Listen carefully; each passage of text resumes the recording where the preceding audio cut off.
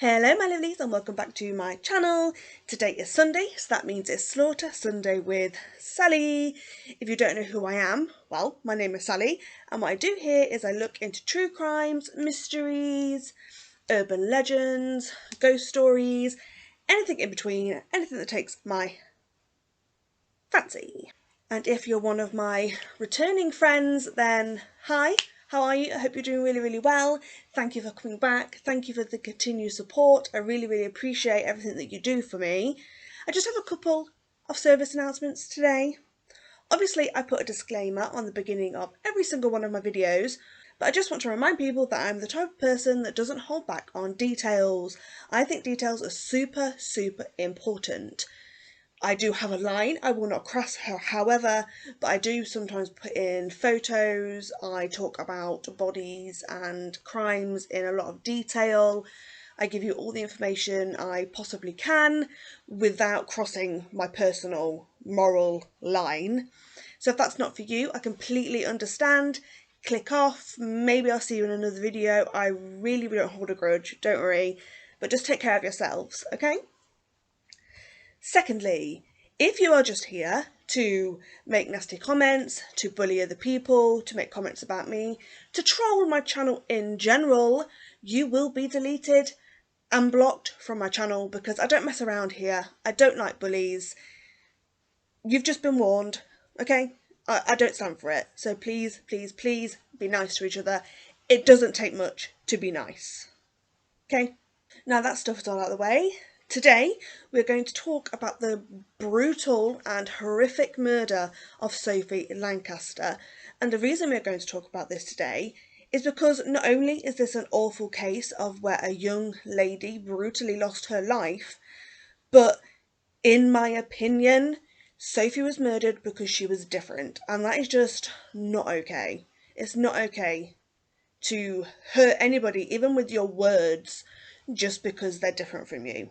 I recently watched a show on BBC Three called Murdered for Being Different, and I'm not ashamed to admit that I cried a lot and I got super angry.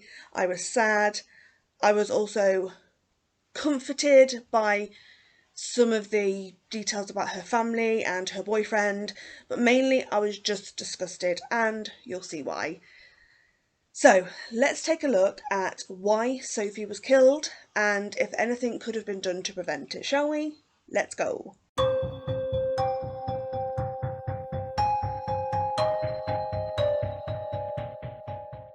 So Sophie was born on the 26th of September 1986. She was born in Lancashire in England. There isn't much about her childhood online, which is perfectly fine, and it's within the family's rights to keep these things to themselves. I do know her mother's called Sylvia and she had a brother called Adam. Sophie is described as a fun-loving, artistic young lady who loved to read. She was a huge Harry Potter fan. Yes, same. Her mother described her as an introvert from a very young age. She was always very different to others. She wasn't somebody who just wanted to follow the crowd, or she wasn't somebody who needed lots of friends. She was perfectly comfortable with her own company, I guess you could say.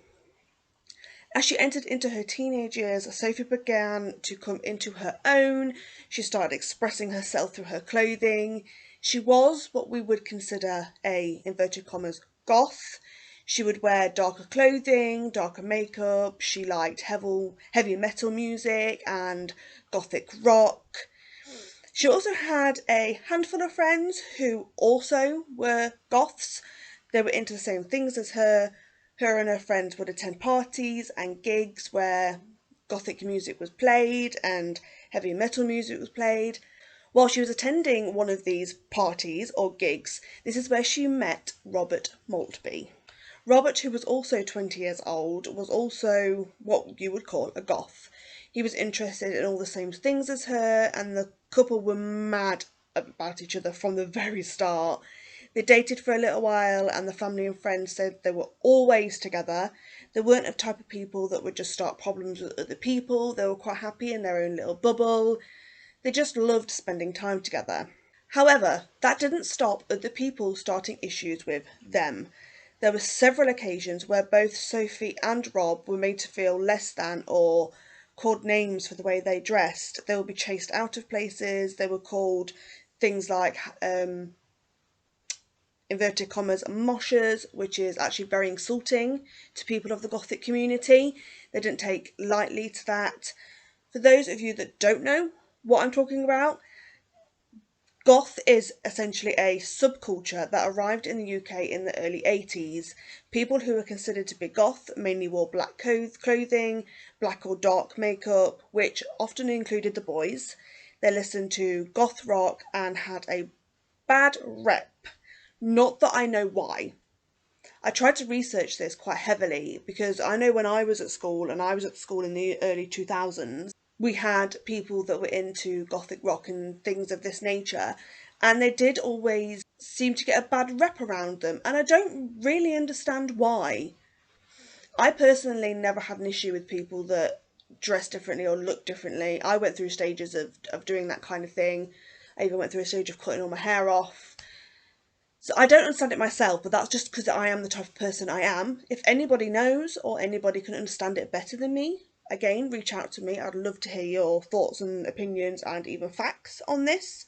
Unfortunately, during this time, when Sophie was a teenager, people in the UK and possibly all over the world were extremely hateful towards anyone that thought, looked, or lived differently to them, and it's really sad. Goths primarily, even when I was younger, so like I say, in the early 2000s, were targeted and were victims of hate crime. And we will talk a bit more about hate crime later, but it's just disgusting and I don't understand it. So now we're going to fast forward to 2007. Sophie and Rob had been together for about 2 years at this point, and they had actually just moved in together. They moved into a little flat in Backup, which is in Lancashire. Rob was an art student and Sophie was due to start an English course at college in that September. On the night of the 11th of August 2007, Sophie and Rob were around a friend's house having some drinks and just hanging out with their friends. On the way home, approximately about midnight, they stopped off at a petrol station to get some cigarettes, but they were met by a group of young girls. These girls seemed to be very interested in the way that Sophie was dressed, her hair, her piercings. Sophie also had dreadlocks at the time with red highlights, and these girls seemed to be really interested and fascinated in the way that Sophie looked. The girls asked them if they wanted to go and hang out at a local park, which is called Stubbley Park. They wanted them to go there and smoke and hang out. Sophie and Robert agreed. It seems they agreed reluctantly. They were just nice people. They saw the good in everybody, so despite not being 100% comfortable with the situation, they did decide to go, and they would stay for a little while before they headed home. They spent some time at the park hanging out with these girls, and then at about 1 a.m. they decided to leave and go home. But as they walked away, some young lads in the area who actually knew these girls started shouting at them, calling them names, threatening them, mainly aimed at Rob at this point. They were calling him vulgar names like, inverted commas, mosher. They were being really aggressive towards him and threatening to hurt him. These boys had actually expected some kind of reaction, and because Robert didn't give them this reaction that they wanted, they become even more infuriated. So they made the decision at that point to attack Rob. They punched him and kicked him until he fell to the ground, and then kicked and stamped on his head until he was unconscious. Sophie, who was obviously distraught and panicked, tried to help Rob. She cradled him by his head and begged for someone to call 999.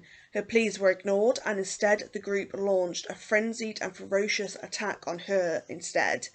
Again, they punched and kicked this young, beautiful, tiny woman in the head until she lay motionless on the floor, and then the gang fled, leaving the couple in the cold and the wet to die.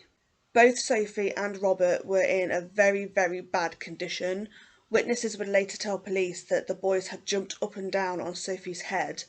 Another witness immediately called the police and ambulance. She has never been named, but it is thought that she was with the gang but didn't physically become involved in the attack, and she was just as disgusted by what she saw, and she wanted to get Rob and Sophie help. The emergency services arrived at the scene in the skater park section of the park and have openly said that they couldn't determine who was the male and who was the female, as they had both been attacked so badly and they were both so swollen. Both of them were taken to the Rochdale Infirmary, and the police brought in forensics immediately to the scene because they knew they had to very quickly find out the identities of the victims. Rob had his ID on him, so was identified quite quickly, but Sophie didn't have anything on her, so the police went to Robert's parents, who told them it was likely his girlfriend, Sophie Lancaster. Robert, by this point, was in a coma. He had been put in a coma before even arriving to the hospital. Sophie, however, was in a deep coma, and she was actually placed on life support almost immediately upon arriving. She was then moved to the Fairfield Hospital in Bury so she could be put on the neurological part, which is in Salford, because they could just deal with her injuries more appropriately. Sophie's mother hadn't even heard of the attack, and by the following morning she had woken up early, she had gone into town, and when she returned she found a police card in her letterbox, asking her to call them as soon as possible. Sylvia had also left her phone at home that day, so she went to grab her phone to call the police and saw that she had several calls from her son Adam, who had heard about the attack. Sylvia then called Adam instead of calling the police initially, and Adam told her what had happened and she immediately rushed to the hospital. She was by her daughter's side every single day. She was willing her to survive. At this point, doctors had actually told her that the outcome didn't look good, and if she survived, she may have some brain injuries. While Sophie's mum is rushing to the hospital to be by the side of her daughter, forensics were collecting items such as bottles and cigarettes from the park for DNA testing. Now, it appears from what I could find online, the police found out the identity of the young girl who had called up the emergency services. She had given a name, or I don't really know how that happened, but they knew this girl, and from this girl they managed to get the next name of somebody who was at the scene, and then the next person gave another name, and it just kind of snowballed from there. However, they were giving people's names, but they weren't actually that very keen to talk about the situation. And this is something that's really, really common in something that we call gang culture. It's either through fear or maybe respect. Young people may not want to talk to the police without being called a grass. So it's really hard when it comes to this gang culture to get people to, inverted commas, dob everyone in. It's just the way it is. The police really struggled with this, so they knew they had to try something different. This is when they decided to use a younger set of police officers on the force to interview these people, thinking that maybe someone of a similar age would encourage them to open up. And actually, this worked, and people did finally begin to talk. 5 boys were being identified by these witnesses as the people who attacked Rob and Sophie. The police went out that very same day and arrested 3 of these 5 boys. These 3 boys were Ryan Herbert, 16, Brendan Harris, 15, and Daniel Mallet, 17. The other 2 boys, who were actually brothers, and they were called Joseph and Danny Hulme, who were 16 and 17 respectively, actually handed themselves into police the following day. The boys denied the attack and denied even being at the park at the time of the attack, but eventually the brothers, so Joseph and Danny, did admit to being in the park and hitting Rob, but they only admitted to hitting him once, and they denied ever even touching Sophie. The police obviously did background checks on the suspects and discovered that both Ryan Herbert and Brendan Harris actually had criminal records. For things such as GBH and aggressive behaviour, they also had been questioned in regards to another attack not long before the attack on Sophie, where they attacked a young man, but he did, fortunately, make a full recovery. Police also took in the clothing of all 5 boys from what they were wearing on the night of the attack, which was sent away for DNA testing, and it did appear that some of the clothing actually had blood on it, but obviously this needed to be confirmed. However, while they waited for this evidence, the police decided that the witness statements were enough to charge the boys, so all 5 were charged with the battery attack on Robert. And the reason it was only on Rob for now was because the police had evidence like footprints on Rob's face and head and witness testimony that they all had attacked Rob, but they couldn't probe who had attacked Sophie currently at this moment because she was obviously on life support and it was a serious situation.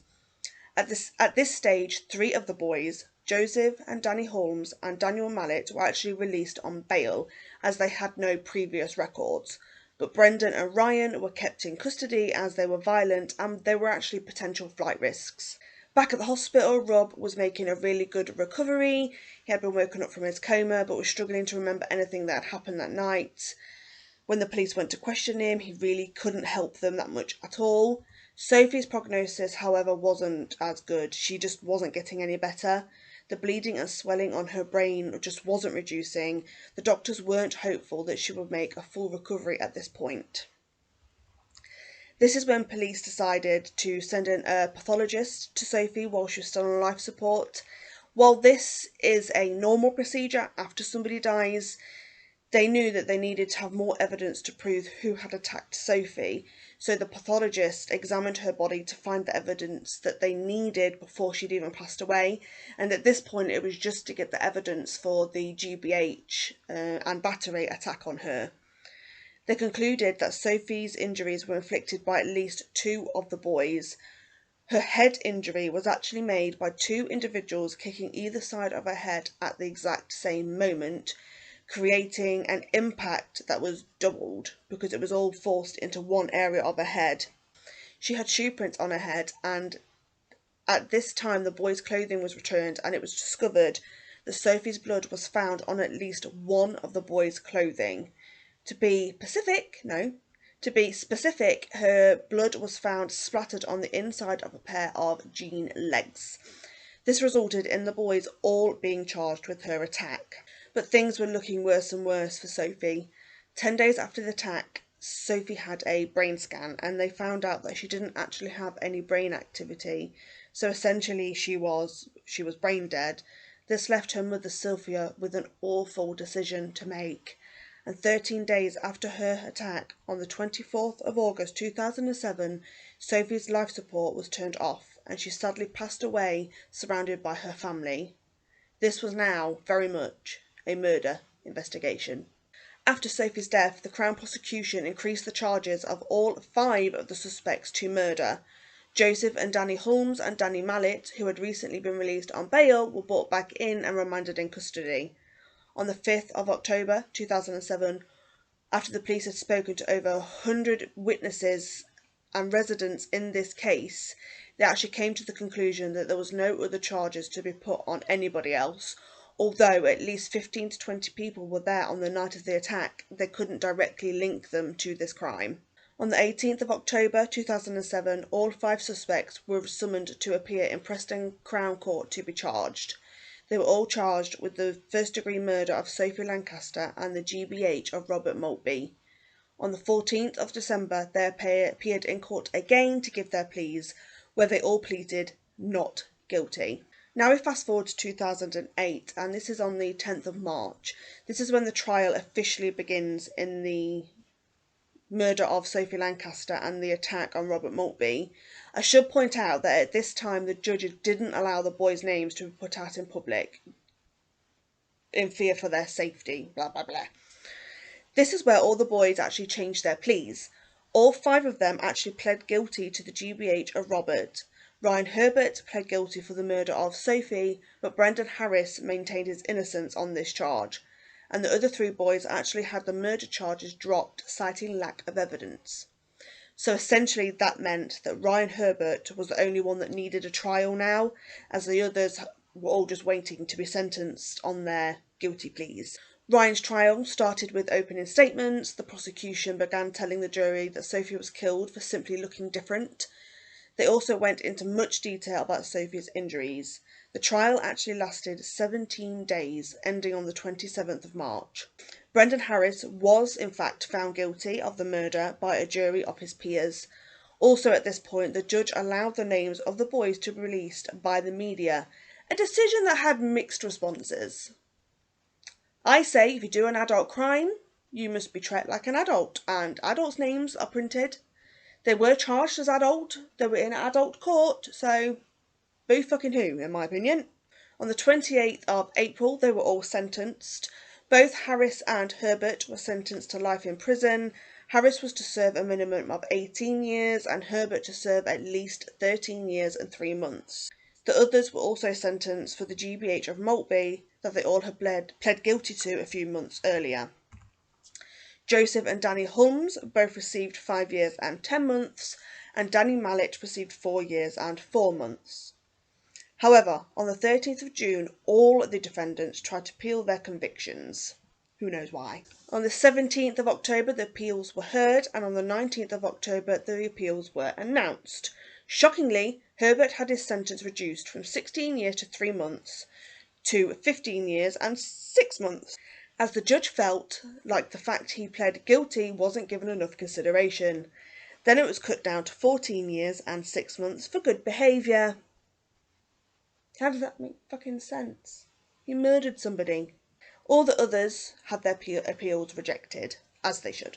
In the aftermath of this crime, the community of Backup were obviously terrified and confused. The residents around the park area petitioned for more security at the park. They wanted cameras or park rangers, anything just to make everybody feel safer. But they were told by the council that this was too expensive. Find more money. Her family and friends set up a Facebook page and a charity which was called Sophie, and this stood for Stamping Out Prejudice, Hatred and Intolerance Everywhere.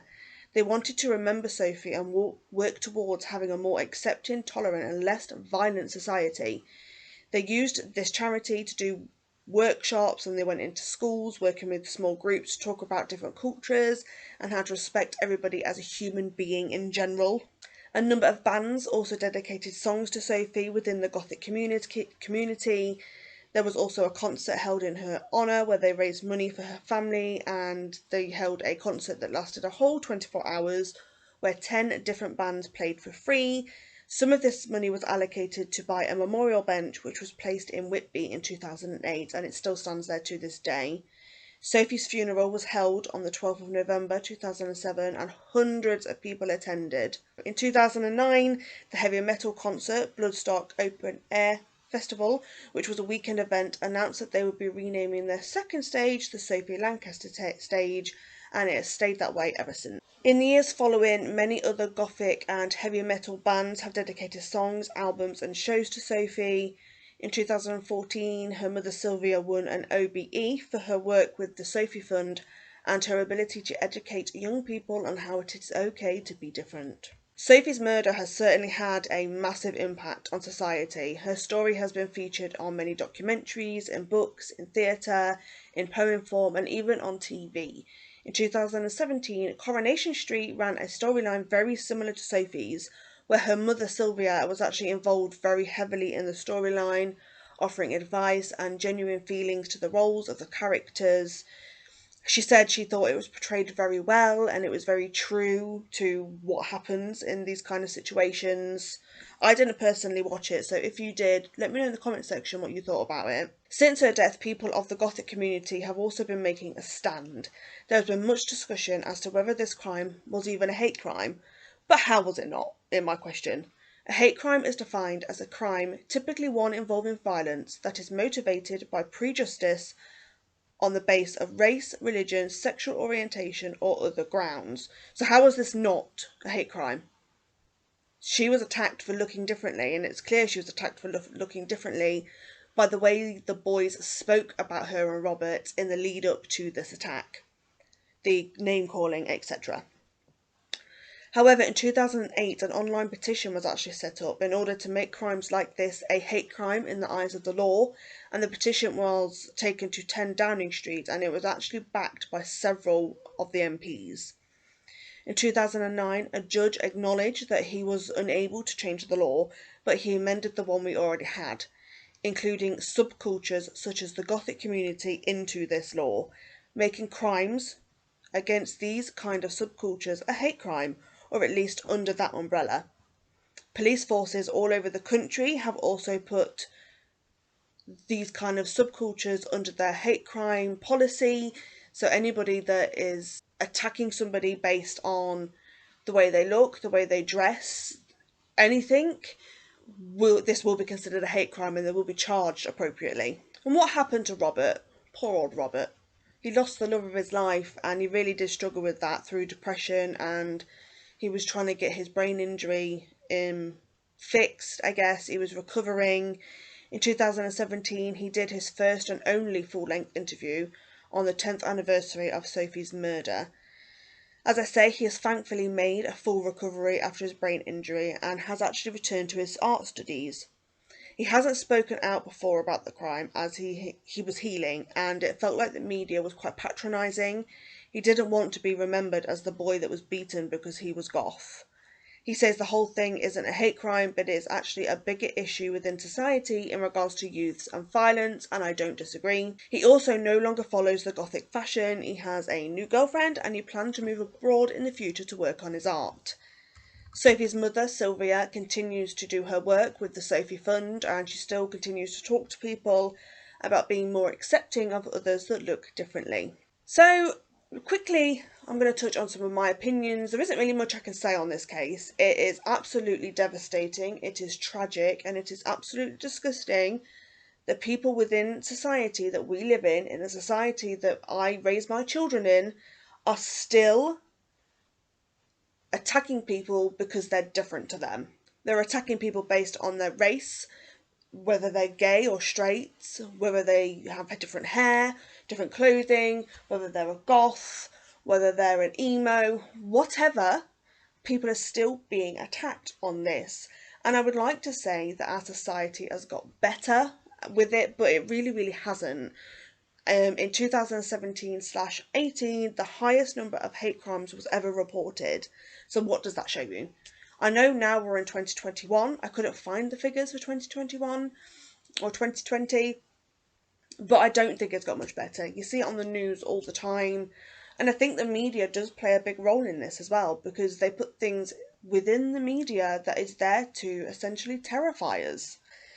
It is very clear that Sophie would have brought something wonderful to this world. She was beautiful, she was caring, she was funny, and it's such a tragic loss, and I'm so upset that she was killed the way she was for being who she was.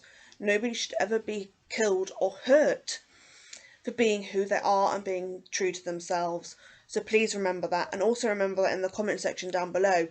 Don't make personal attacks on people because you don't know who they are. And even if you do know who people are, and if it's one of your friends or somebody you know from school, it's still not okay to be horrible to people. It's just not okay. But that's all I have for you today, my lovelies. I'm really proud of myself because I posted 2 weeks in a row. Yay me! I'm sorry that I keep going MIA. I will be doing a video on it at some point just to explain if people want to see it. But yeah, so that's me for today. Please, please, please don't forget to subscribe, like, comment, share if you think it's worth sharing. Remember to spread love, positivity, be nice to everybody that you know, be nice to everybody that you don't know. It costs nothing to be nice to somebody. Pay somebody a compliment today. Tell someone they have a lovely smile. Tell someone they look nice. Tell someone you love their tattoos. Tell someone you love their clothing. Just do something nice today. Okay, my lovelies. Also, don't forget I have my other social medias that will be linked in the description box down below. Feel free to go over and follow me on any of those. But that's it for today, my lovelies. I care about you. I appreciate you. I love you. Please stay safe. Don't kill anybody. And be nice today. Be nice to somebody. Okay? I love you guys. Have a lovely day. Bye! Jet planes in the night sky with you, getting high in the sunrise with you, getting through all the bad times with you. I wasn't missing a thing, now I do. And I wish that I could build a time machine, 'cause time moves on, and now you're gone. Oh, if only I could build a time machine, I'd come and get you. miss you. I miss you, I miss you, I miss you all the time. I wish that